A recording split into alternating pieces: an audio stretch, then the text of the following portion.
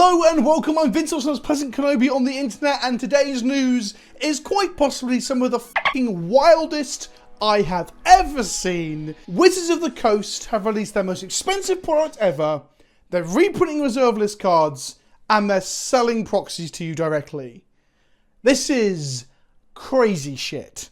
If you're looking to buy stuff that isn't extremely overpriced proxies, go to coolstuffinc.com, use my code Kenobi, help support the channel, all that shit. Right, so there's an advent calendar, we get 30 cards with special secret lair treatments at $150. Quite expensive, but that is just nothing. Fuck that. We're not even going to talk about that. This is the Magic the Gathering 30th anniversary, I can't even fucking say the words. 30th anniversary, fuck me. This is the Magic the Gathering 30th anniversary edition card back. Yes, that is the original art for Black Lotus on there, and yes, that's a hint at what's to come. These are gold bordered, non-tournament legal, collector's edition cards.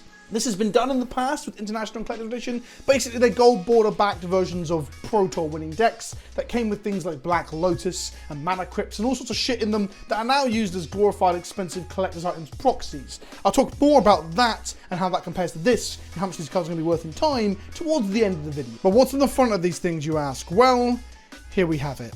Yep, that's right. That's a Black Lotus. That's an Ancestral Recall. Two of the most highly sought after, desirable, collectible, valuable Magic cards of all time. And Wizards of the Coast are printing them and selling them to you in a booster product. I was going to lead up to this with explaining that as a booster product, like after I told you the price. This is $1,000. This product is $1,000, $999 sold to you directly via Wizards of the Coast, or you can buy it from a WPN store who's got access to it as well, because it's a thank you to them. But the $1,000 does not get you the complete set. The complete set being new border and retro border versions of everything from Alpha. It is literally like a re-release of Alpha, the original Magic the Gathering set. Instead, what you get inside there is 4 booster packs. That's right, you can whiff. You can buy a $1,000 lottery ticket and not get what you want.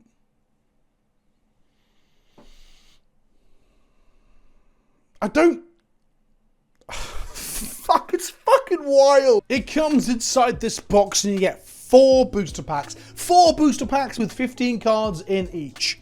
That's right, 15 card boosters, the traditional delivery method of Magic the Gathering cards to you from Wizards of the Coast. Except you can open a Black Lotus or an Ancestral Recall. However, let's unpack a little bit of what could be in those packs. It's 15 cards, 555, right? In the, as far as we understand it, the original rarity.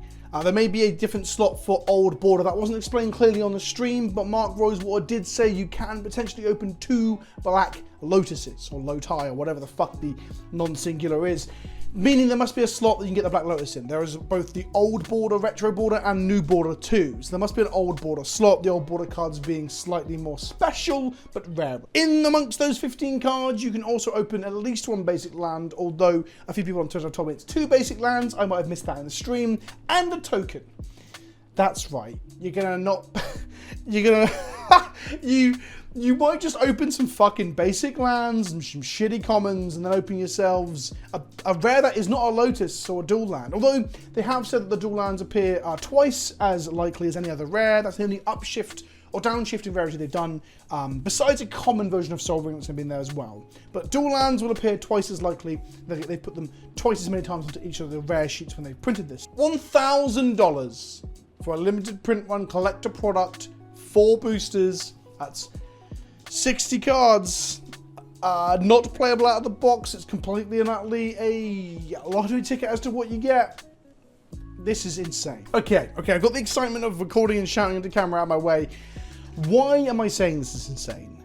Well, first of all, this is the most expensive Magic the Gathering product we've ever had. There was a time when we thought Double Masters VIP boosters might be the top end of where they'll go. There's a lot of kickback about VIP boosters as well, so we assumed that it went down badly enough for it not to be the future of Magic.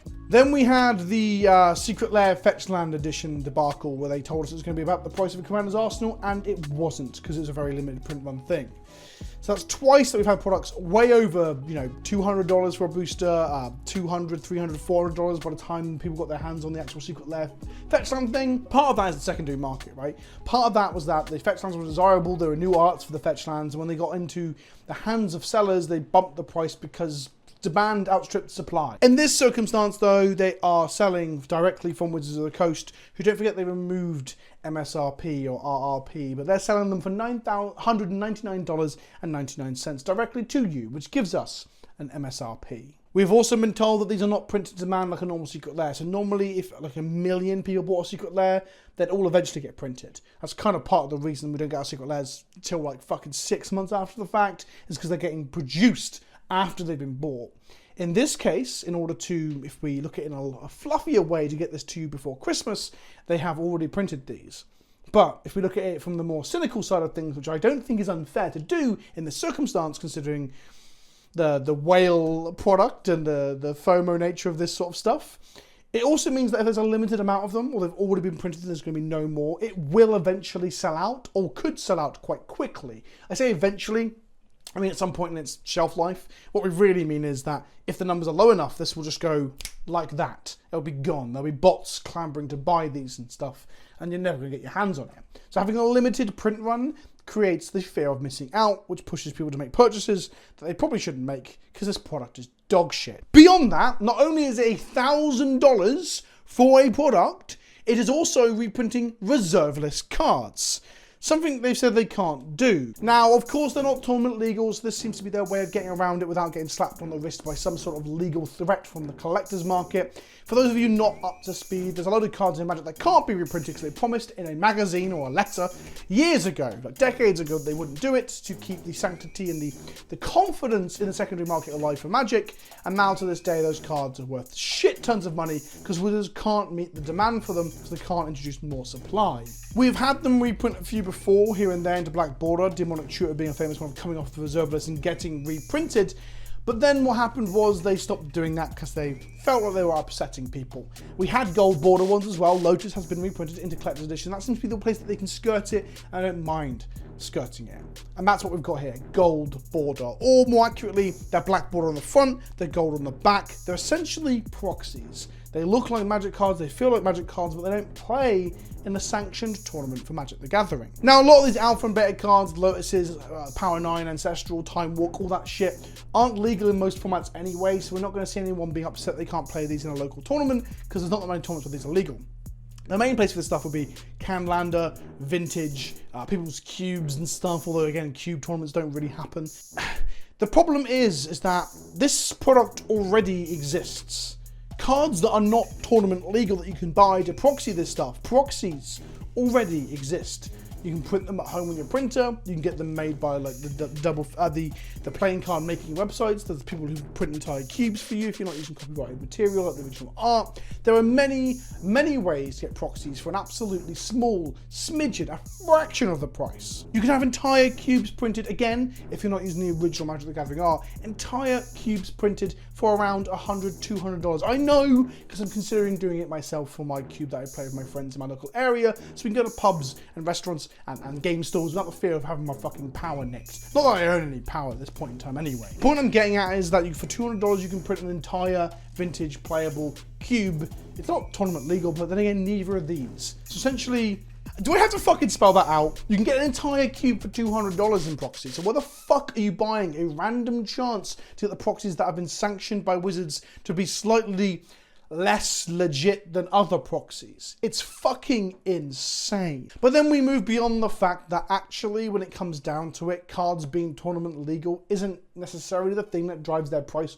or makes them collectible. Hell, there's plenty of collectible markets out there for card games or cards in general, baseball cards and similar, where the cards are worth money in spite of no possible actual gain. And that's what we're seeing here. If you look back, and thanks to Ape on my Discord for mentioning this to me before I started this call, if you look back at the International and the Collector's Edition Black Lotuses, these are the Gold Border ones previously available through the Collector's Edition stuff.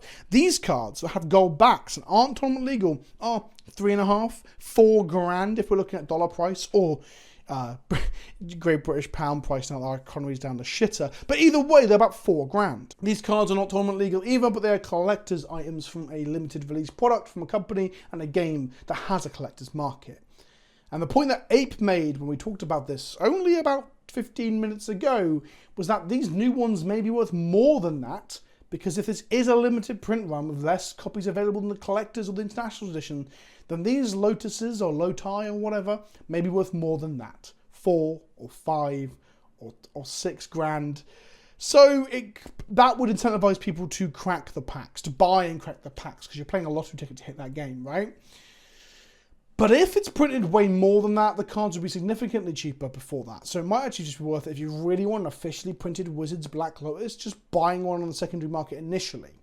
And I mean initially, because the price of these things are inevitably going to go up, up, up, because they're collector items. I really think it's fucking absurd that we've got to this point. I've always had a bitter taste in my mouth about $100 or $200 booster packs anyway. We're now at $250 booster packs, or $1,000 for 4 packs, which will inevitably be worth more than that as people buy them, gouge them, split them, sell them separately and stuff like that. You're going to see a cabinet at a GP or a Magic Fest when one of these boosters is $300, $400, $500 in their little fucking cabinets. And we're going to see these singles be worth silly money too. I'm kind of fucking shocked. Like, who is this product for? Who is shitting $1,000 away on 4 randomized booster packs? Like, look, I love Post Malone, but is this specifically for Post Malone? Or that kind of whale? Because that's what it feels like, right? I would say we've jumped the shark previously, but now I feel like that was not jumping up the shark. We simply skipped over a small fish. We are now jumping the shark. But then that makes me think perhaps we're not jumping the shark. Perhaps we are only at the fucking foot of this mountain and the precipice is up there and God knows where collectible Magic cards go in the next 5 years. I'm going to end talking about how not every product is for us. Not in the very talking down to us way that Wizards of the Coast say it, but in the very honest way that sometimes collectible stuff doesn't fucking matter. A lot of the secret layers don't fucking matter. The collectible editions of the Warhammer 40k decks that I have a sponsored video from Wizards coming out about today. The collector ones being extremely expensive doesn't really matter if the accessible ones are available. And a lot of the stuff in this alpha thing, other than the Power 9, are accessible cards too. So some parts of me just wants to say, fuck it, who really cares? This is an absurd product. But at some point, one of these things has to fail. And I wonder if this is the one that both needs to and will, because they are pushing that fucking envelope with how much they can charge us for fuck all, really. I'm going to really bookend the whole conversation with just how absurd the pricing structure of this stuff really is when you break it down. Now, what I'm about to say is very obvious, but think of it this way. The Advent Calendar thing, which is 30 cards in a secret lair, that has tempted me, honestly, but it's $150 for 30 cards. Meanwhile, you're buying Commander Precons for the Warhammer decks with 40 plus new cards in each one for around 40, 50, maybe $60. That's kind of insane, right? It's the same way that, like, having a $20 Commander deck versus a $60 Commander deck, or having a 4-card Secret Lair at $40 or a 100-card Secret Lair at $100 or whatever the fucking heads I win, tails you lose deck was. They start to really cast light onto how absurd the pricing structure of all this shit is. We're just paying for fucking printed cardboard, not my fucking wall scroll. It's very obvious, and I mean, I've said this many a time in conversation with people about this sort of stuff. People comment this shit all the time. But it gets to a point where it's so obvious, I feel like we're living in a fucking parody. At this point, we're asking us $1,000 for 4 fucking boosters, 60 cards. Some of it will be chaff, but I guess arguably, because of the expense of the product and the potential low print run, that chaff could also just be collector's items. It's just collector's items up the fucking walls.